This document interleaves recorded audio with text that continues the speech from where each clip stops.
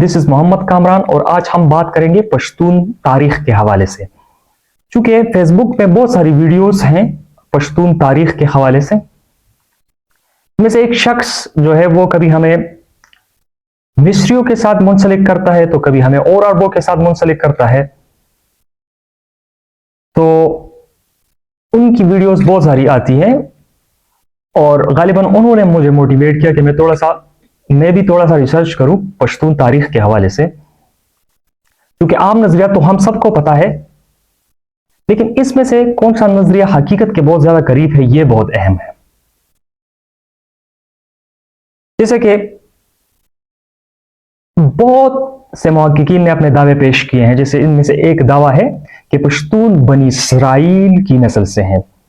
ठीक है, इसको ये बोलते हैं सीमेटिक सामी नस्ल जो है, सामी नस्ल से ताल्लुक रखने वाले हैं। और साम कौन है? ये नूह अलैहिस्सलाम के बेटे,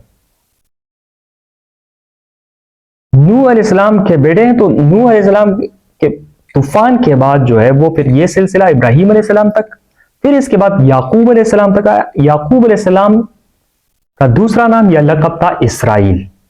तो फिर इस इसराइल के साथ वो अपने आप को जो है वो मुंसलिक करते हैं। लेकिन अगर हम थोड़ा सा डीप जाएं तो याकूब अलैहिस्सलाम के बेटे जिसका नाम हजरत यूसुफ अलैहिस्सलाम था, फिर उनके भाई भी थे जिन्होंने उन्हें कुएं में डाला, फिर एक तिजारती काफिला वहां से गुजरा और फिर हजरत यूसुफ अलैहिस्सलाम को बाहर निकाला। ठीक है, ये फिर एक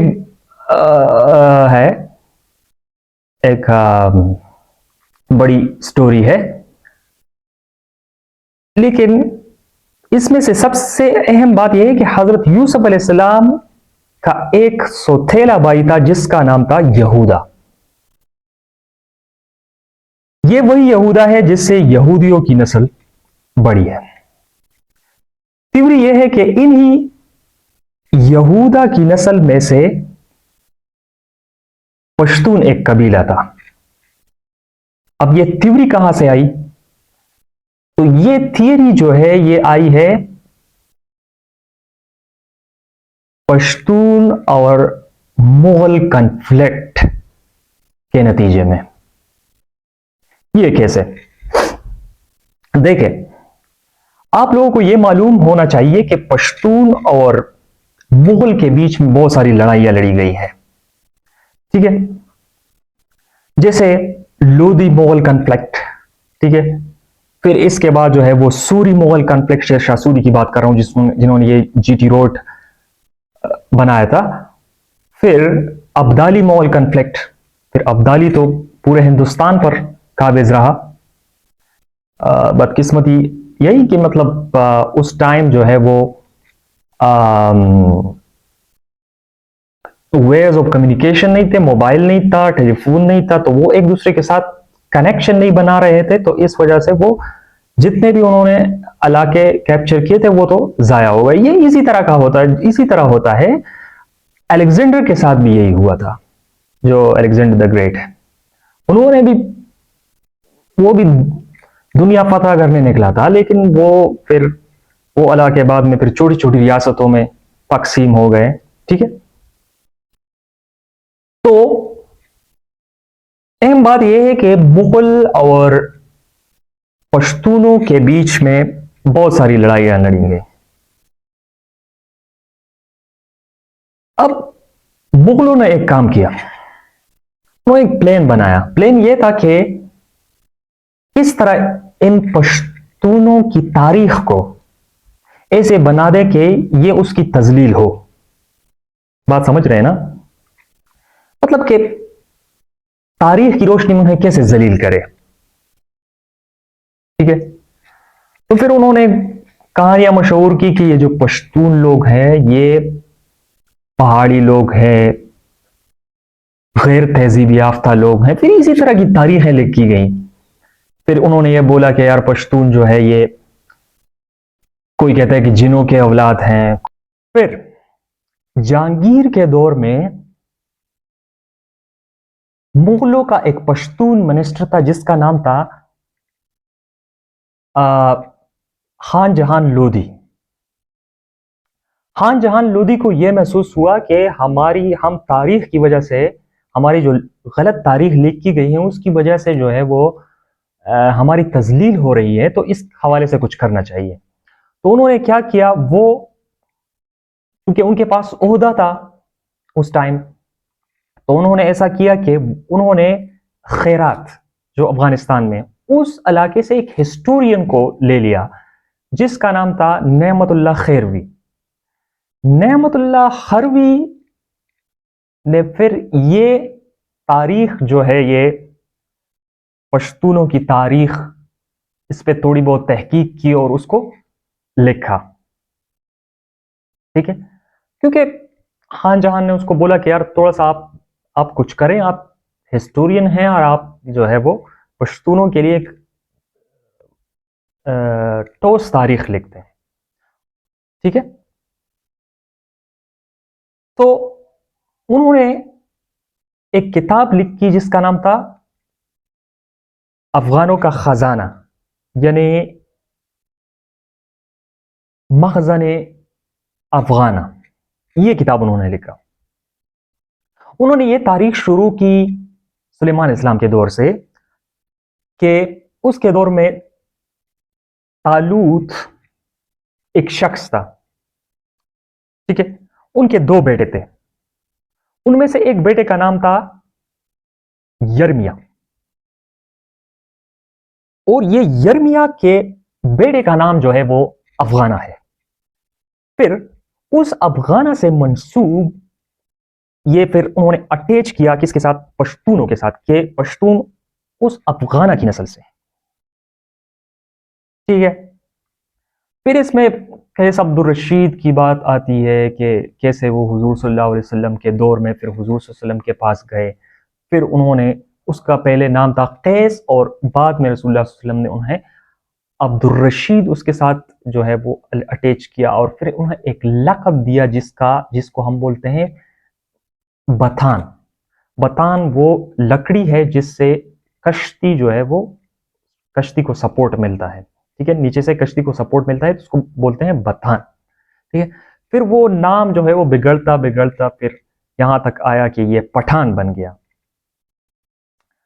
ठीक है, अच्छा, ये तो एक नजरिया है। इस नजरिए पे सबसे पहला एतराज जो है वो यही है कि सबसे पहले जो पठान लफ्ज है ना, पठान, ये 15वीं सदी के बाद हमें मिलता है। इस 15वीं सदी से पहले पठान लफ्ज जो है वो हमें नहीं मिलता। पश्तून, पख्तून, फिर ये बिगड़ता बिगड़ता पठान बन गया। ठीक है, क्योंकि दूसरे अक़वाम, दूसरे लहजों वाले लोग जो थे उनको इसमें थोड़ी आसानी होती थी, वो पठान बोलते थे। फिर इसके साथ खान का जो लफ्ज है, खान असल में अगर हम खान की बात करें तो ये खान कोई खास मंसूब नहीं है पठानों के साथ, क्योंकि ये भी पठानों ने लिया है, पश्तूनों ने लिया है। जैसे मंगोल में भी ये था एक टाइटल जिसको बोलते हैं खान। ठीक है, तो ये फिर हमारे ऊपर दूसरे कबीलों, दूसरे कौमों के असरात हैं।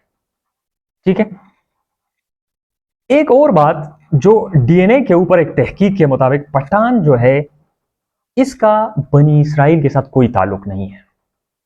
ठीक है, और एक और नजरिया कि पश्तून असल में बनी इसराइल नहीं बल्कि आर्यंस हैं। अच्छा, आर्यंस कौन है? आर्यंस के बारे में हमने बहुत सारी तारीखें पढ़ी हैं। सबसे पुरानी किताब वेद के मुताबिक हिंद के शुमाल मगरबी हिस्से में चंद ऐसी कौमें जिनका रंग गोरा और कद दराज था, ये अपने आप को आर्यंस कहते थे। एक मफरूज हाइपोथेसिस के मुताबिक इनका ताल्लुक तुर्किस्तान से था। ठीक है, हर एक कौम का फिर अपना अपना एक सरदार होता था। ठीक है, जब वक्त के साथ उनकी तादाद बढ़ गई तो उनमें से कुछ लोग जो है वो जुनूब मगरिब फारस की तरफ चले गए, जिसके सबब उस मुल्क का नाम जो है वो ईरान पड़ गया। जुनूब मगरिब इराक के साथ जो लगा हुआ है ना, तो उस इलाके में फिर ये लोग चले गए। ये भी एक नजरिया है। या ये 1500 क़िब्ल मसीह से लेकर 1000 के आसपास सेंट्रल एशिया में आए। कुछ का ख्याल है कि ये लोग जो है उस टाइम जो है वो इंडस सिविलाइजेशन, हड़प्पा और मोहनजोदड़ो ये मौजूद थे। तो उन्होंने क्या किया कि उन्होंने उन सिविलाइजेशंस को तबाह बर्बाद कर दिया, क्योंकि ये लोग जंगजू थे। और जो इंडस वैली सिविलाइजेशन के लोग थे वो जंगजू नहीं थे, बल्कि वो अच्छे आर्किटेक्ट थे, महजब लोग थे। ठीक है, फॉर एग्जाम्पल ये एक दावा है, ये एक मफरूजा है, ये एक नजरिया है। ठीक है, जबकि आर्यंस जो थे दे वर द बेस्ट वॉरियर्स। ठीक है, अच्छे लड़ाकू थे। लेकिन कुछ लोगों का ख्याल ये है कि नहीं, आर्यंस जो है ये सेंट्रल एशिया से आए थे फकत इसलिए कि वहां उनको तंगदस्ती का सामना था, मतलब कि खुराक की तलाश में या इस किस्म के जो बेसिक नीड्स हैं उनकी तलाश में वो निकले। जैसे फॉर एग्जांपल हम यहाँ से यूरोप जाते हैं, ठीक है, रोजगार की तलाश में या कुछ इस तरह। तो ऐसे ही ये लोग यहाँ पे आए और मिलजुल कर जो है वो यहाँ पे रहे हैं। ठीक है, और ये इंडस वैली सिविलाइजेशन की बर्बादी के हवाले से तो बहुत सारे नजरियात मौजूद हैं। जैसे किसी डिजास्टर की वजह से जो है वो लोग खत्म हुए, या वो लोग जो है वो भट गए। ठीक है, और या इसके और भी बहुत सारे जो है थियरीज है कि यार आर्यंस आए और उन्होंने उनको वो हमलावर थे दर खैबर पास के रास्ते से, और उन्होंने उन सिविलाइजेशंस को जो है वो ख़त्म कर दिया। अच्छा, पश्तो ज़बान जो है, पश्तो ज़बान को हिंदुकश और दरिया आमू के आर पार वाला जो इलाका है उसकी ज़बान थी। दरियाए आमू जो है, अच्छा मैंने एक बात इसमें से बीच में जोड़ दी। ये आर्यंस वर्ड का नाम, वर्ड का मतलब जो है, इसका मतलब है शरीफ या बुलंद किरदार वाला। ठीक है, अब हिंदुकश और आमू के दरमियान या आसपास आर पार जो इलाके थे उसमें जो लोग रहते थे वो जो जबान बोलते थे वो पश्तो थी। अब दरिया आमू और जो हिंदुकश है ये कौन सा इलाका है? आप देखते हैं ना पामीर के जो पहाड़, बहुत खूबसूरत इलाका है वहां पे, अफगानिस्तान के ऐसे बॉर्डर एरियाज पे। वहां पामीर से फिर लेके ताजिकिस्तान और अफगानिस्तान और फिर इसके साथ जो है वो उज़्बेकिस्तान और इसके साथ फिर तुर्कमानिस्तान, ये यहाँ पे अफगानिस्तान के बॉर्डर पे ये दरिया आमू गुजरा है। फिर अरैल सी जो है, अरैल सी में ये फिर गिरता है। अरैल सी के बारे में आपने सुना जो आजकल खुश्क हो रहा है, पानी की किल्लत हो रही है वहां पे। तो यहां तक जितना भी इलाका है उसमें जो लोग रहते थे उसको वो पश्तो बोलते थे। ठीक है, और इस इलाके को उस जमाने में आरियाना कहा जाता था। ये जो आर पार इलाका है हिंदुकश और ये जो दरिया आमू के जो आर पार इलाका है इसको आरियाना कहते थे। आरियाना की दो बड़ी जबानें थी। ठीक है, अवेस्टा और संस्कृत जबान, ये दोनों बहनें थी। ठीक है, इनमें से संस्कृत चलकर उनके मकीनों की जबान बनी जो ईरान के मगरबी हिस्से में जो है वो की तरफ चले गए। ठीक है, और पश्तो जबान जो है ये कदीम अवेस्टा की बेटी है। ठीक है, अस्थाई जबान की बेटी है पश्तो। ठीक है, पश्तो और फारसी दोनों पामीरी जबान है, पामीरी जबानों की एक शाख है। और पामीरी जबान ये दोनों शाख जो है ये पामीरी ग्रुप के जो शाख हैं, फारसी और पश्तो, ये आर्यन लैंग्वेजेस हैं। ठीक है, इसका ताल्लुक जो है वो आर्यन लैंग्वेजेस से है, डायरेक्ट आर्यन लैंग्वेजेस नहीं है, बल्कि इसका ताल्लुक आर्यन लैंग्वेजेस है, अवेस्टा से। अविस्टाइक लैंग्वेज। अब जनाब हेरोडोटस का नाम तो आपने सुना होगा, बहुत ही मशहूर हिस्टोरियन, 420-480 के लगभग जो है वो जिंदा था, और वो अलेक्जेंडर से बहुत पहले जो है उन्होंने ये तारीख लिखी थी। वो कहते हैं कि बैक्टीरिया से लेकर ईगली जैसे इसका मुराद जो है वो मशरकी सरहदी इलाके हैं, ठीक है, तक लोग मतलब कि कितना टैक्स देते हैं, वो टैक्स के हवाले से वो अपनी किताब में लिखते हैं ना, उसमें उसका एक जिक्र है कि फलां इलाके वाले ये टैक्स देते हैं, फलां इलाके वाले ये टैक्स देते हैं। अब ये जो हेरोडोटस हैं,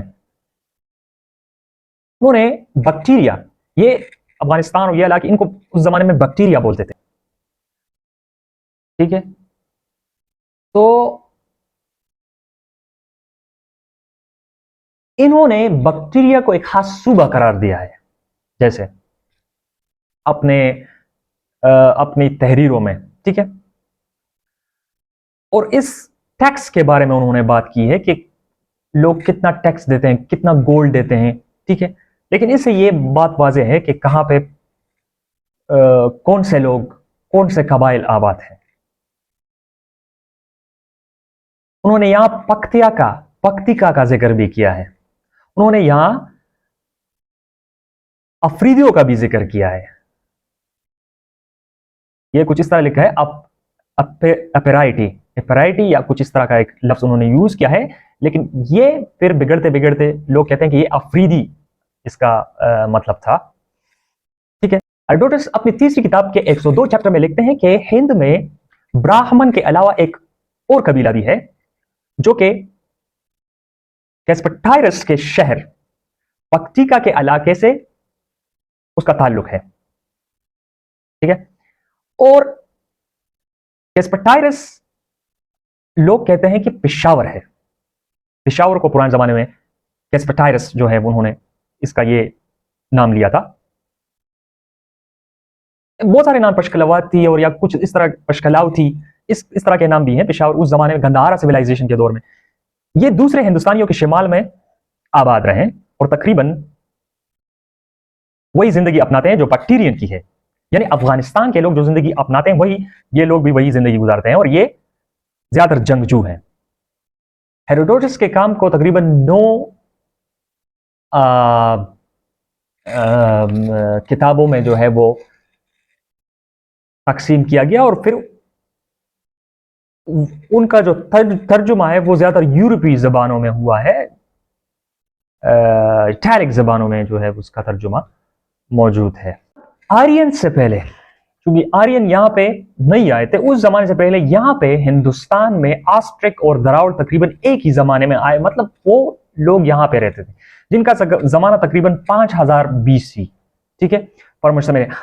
असल में आस्ट्रिक चीन की तरफ से आए थे, जबकि दरावड़ जो है, द्रविडियंस जो है, बहरे रूम की तरफ से आए, और सबसे इब्तिदाई इंसान यहां पे जो आए थे वो हबशी लोग थे, अफ्रीका से, समंदर के किनारे किनारे फिर यहां पे आए।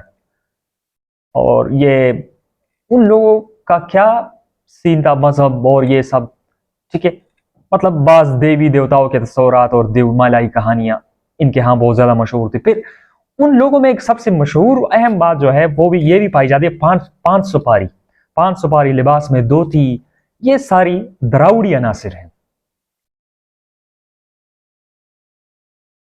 और ब्राह्वी जो बलूचिस्तान में अक्सर बोली जाती है, इनका असर जो है वो फिर सराई की जबानों पर भी है। इनको द्राविड़ी जबान की एक शक्ल करार दिया जाता है। तो मेरे ख्याल में ये जो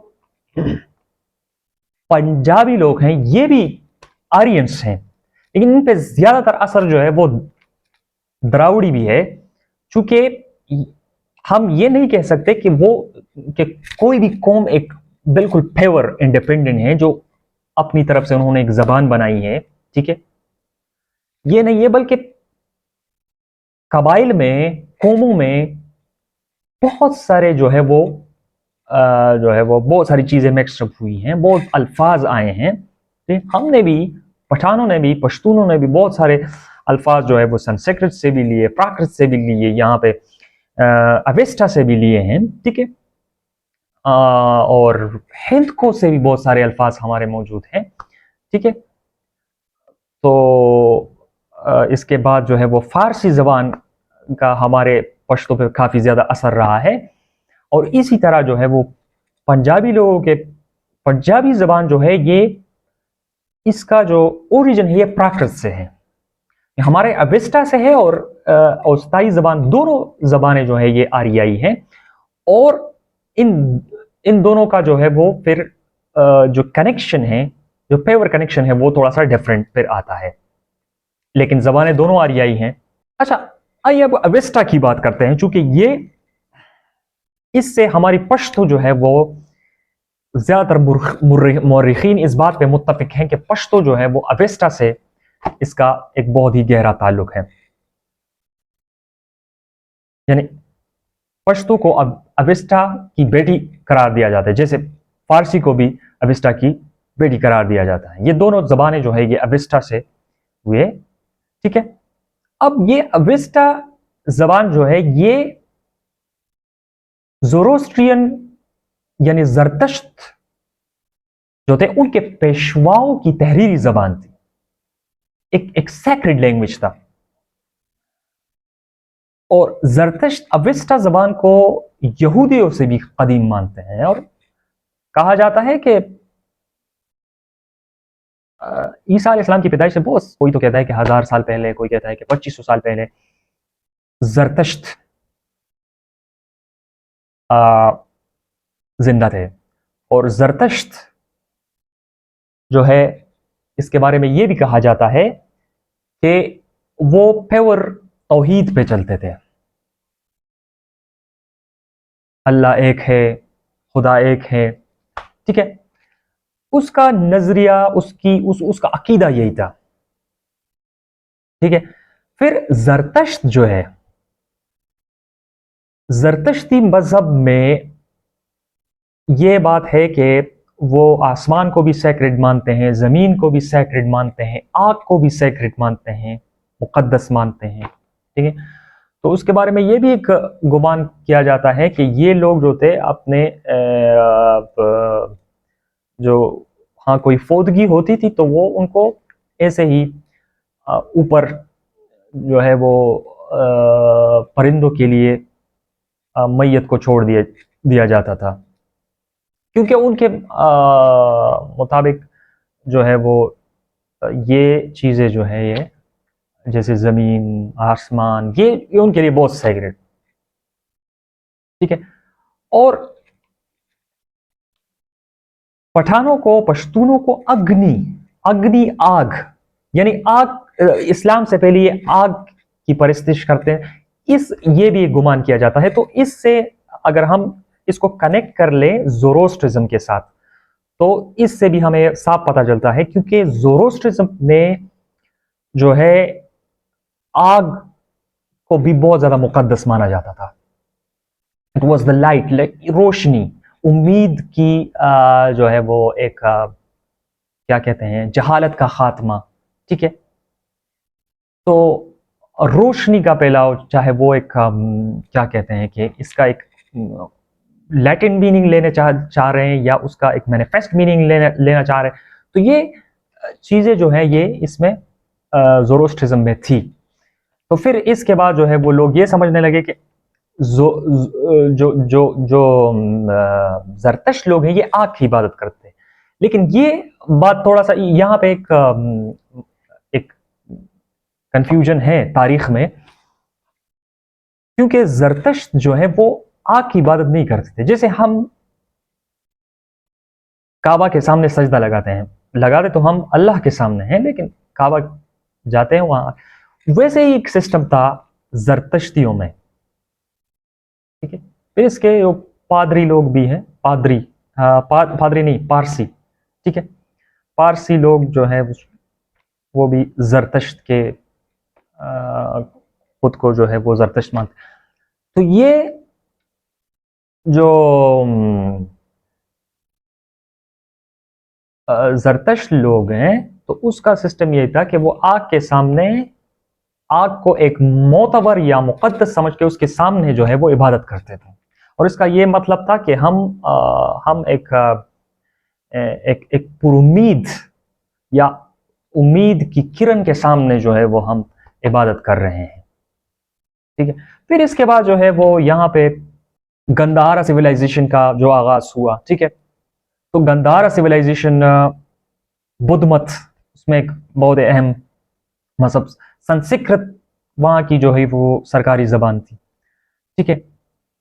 और उस जमाने में बुद्ध मत बहुत ज्यादा फैला। आज भी बुद्ध मत तकरीबन दुनिया की का चौथा मजहब है। ठीक है। और किसके नतीजे में? गौतम बुद्ध के नतीजे में। ठीक है। जो सच्चाई की तलाश में निकला और उन्होंने शाही जिंदगी छोड़ दी और पहले तो उन्होंने एक शहजादी को जीता, फिर उसके साथ शादी की और बहुत ही एक ट्रेंड पर्सन था, क्योंकि बादशाह ने उन्हें उनके लिए बहुत ट्रेंड लोग जो है वो हायर किए थे। जंगजू था बहुत अच्छा, लेकिन लोग ये नहीं मानते थे कि गौतम बुद्ध जो है वो एक जंगजू है। ये भी बहुत इंटरेस्टिंग बात है, क्योंकि गौतम बुद्ध ने काफी जिंदगी जो है वो महल के अंदर गुजारी थी।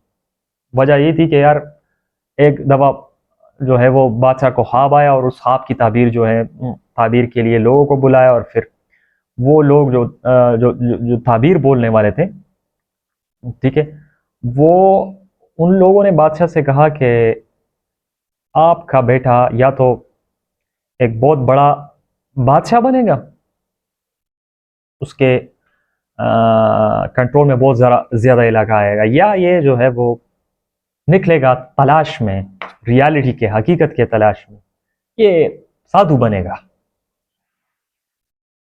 तो बादशाह को हैरान हुई यार कि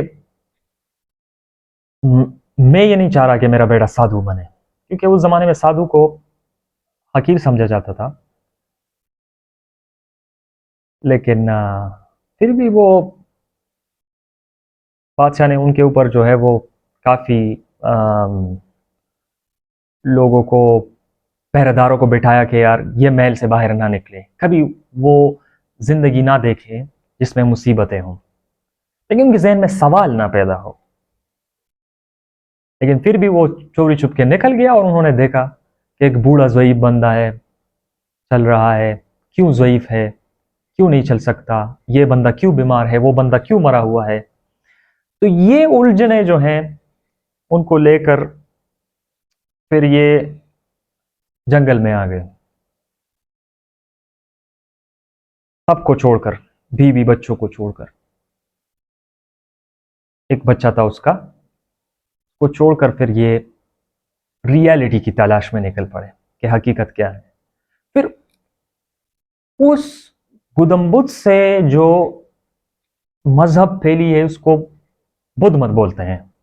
जो गंधार यहाँ पे यूनिवर्सिटी थी, बहुत बड़ी यूनिवर्सिटी, बहुत सारे लोग जो है वो यहाँ पे फलसफा, रियाजी, फल्कियात ये पढ़ने आते थे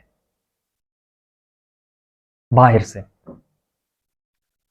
तो गंधारा सिविलाइजेशन के दौर में, या ये भी कहा जाता है कि वो गंधारा यूनिवर्सिटी में एक टीचर थे जिसका नाम था पनीनी। पनीनी एक बहुत बड़े ग्रामेरियन, संस्कृत के सबसे पहले ग्रामेरियन उसे समझा जाता है। और पनीनी का ताल्लुक जो है वो कहा जाता है कि सवाबी, कोई कहता है कि नौशेरा से। दरिया सिंध के किनारे, वो पंजाबी बोलते हैं कि अटक के साइड पे था, पश्तून बोलते हैं कि ये वो यहां पे पैदा हुआ, सवाबी, नौशेरा, इन इलाकों में ये पैदा हुआ था पनीनी। अंग्रेज जमाने के दौरान जब अंग्रेज यहां इस प्रोविंस NWFP यहां पे आए तो उन्होंने यहां पे बहुत ज्यादा मुजाहिमत देखी, मुजाहिमत का सामना करना पड़ा। पश्तून रेजिस्ट कर रहे थे बहुत ज्यादा। तो इस बात को सोच के कि ये कैसे इतने पावरफुल हैं या इतना रेजिस्ट कर रहे हैं, तो उनकी इस कौम में दिलचस्पी पैदा हो गई। उसके लिए उन्होंने एक एकेडमी भी बनाई थी, कुछ इस तरह का एक इंस्टीट्यूट भी बनाया था कि यहाँ पे उन्होंने फिर इन कौमों पर रिसर्च की थी। तो उनमें से पश्तूनों के ऊपर भी उन्होंने रिसर्च की थी। मकामी लोग उस जमाने में भी अपने आप को जो है वो इसराइली तस्वर करते थे। ठीक है, चूंकि आपको पहले भी ये बात बताई गई है कि मुगल के दौर में ये इसराइल वाली कहानी जो है कि पश्तून इसराइल नस्ल से हैं, ये कहानी चलती आ रही है। मुगल के दौर में से ये लिखी गई है और फिर आते आते अंग्रेज तक आ गई। तो मकामी जो लोग थे वो उन्होंने अंग्रेजों ने उन लोगों से सुना कि ये खुद अपने आप को इसराइली बनी इसराइल बताते हैं। तो अंग्रेजों ने इसके ऊपर रिसर्च करना शुरू किया, तहकीक करना शुरू किया। लेकिन तहकीक करने के बाद वो इस मकाम पर पहुंच गए कि पश्तून बनी इसराइल से नहीं है, बल्कि पश्तून जो है ये प्योर आर्यन से, प्योर आर्यन नस्ल से है। ठीक है, तो ये थी मेरी एक छोटी सी तहकीक। आप इसके ऊपर गौर करें। Thanks for watching this video. Allah Hafiz.